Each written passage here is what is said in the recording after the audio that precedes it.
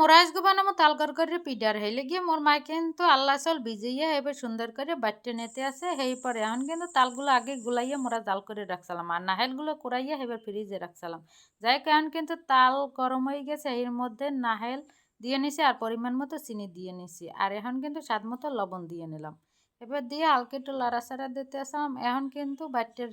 চাউলের গুঁড়োগুলো দিয়ে নিতে আসি তালের মধ্যে আর কি পাতিলের মধ্যে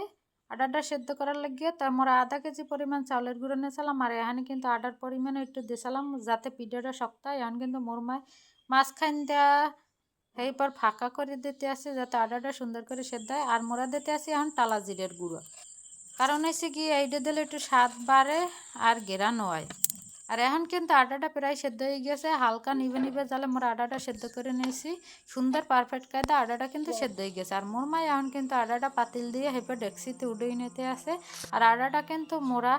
ফ্যানের নিচে একটু রাখকে যখন একটু হালকা গরম মশলায় জুড়ে গেছে তখন আটাটা সুন্দর করে মাজিয়ে নিতে আসে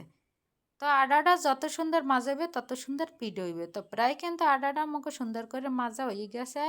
হালকা একটু গুঁড়ো দিয়ে বা আটাটা মোরা সুন্দর করে মাজিয়ে নিয়েছিলাম আর এখন কিন্তু পিঠাটা বানাই নিতে আসে এই যে জাপিতে দেখতেই পাইতেছেন অনেকে কালার খোলে বানায় মোরা কিন্তু জাপিতে বানাইছি রাত্রে পিঠে বানাইছিলাম লেগে পারফেক্ট কাতে আমাকে কিন্তু পিঠেগুলো বানাই নিয়ে গেছে আর এখন কিন্তু একটা পাতিল চুলের উপর বয় দিয়ে নিয়েছি আর হেয়ের মধ্যে কিন্তু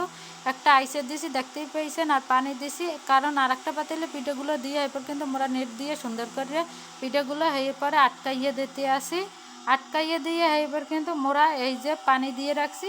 এই পাতিলের উপরে দিয়ে দিলাম এই পাতিলের মধ্যে আইসে দেওয়ার কারণ হয়েছে গিয়ে পানি আসে কিনা এটা মোরা বুঝদার মো যাই হোক পারফেক্ট কায়দায় কিন্তু মোকে পিঠেগুলো সেদ্ধ হয়ে আইসে এখন কিন্তু মোরা উঠেই নিছি অনেকে এই যে জাপিতেও সেদ্ধ করে আবার আলাদা পাতিলও থাকে যাই হোক মগো আলাদা পাতিল আসল না হলে কি মোরা এই কায়দা পিঠে সেদ্ধ করে নিয়েছি পারফেক্ট কায়দায় মগো কিন্তু পিঠে সেদ্ধ হয়ে গেছে দেখতেই পাইতেছেন কত সুন্দর পিঠেটা হয়েছে এখন কিন্তু পিঠেটা মোর বাইজি খাইবে দেখতেই থাকেন রিভিউ দেবে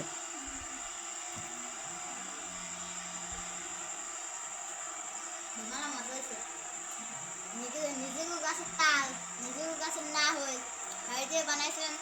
তাল করে পিঠা খাইতে সেই স্বাদ সেই মজা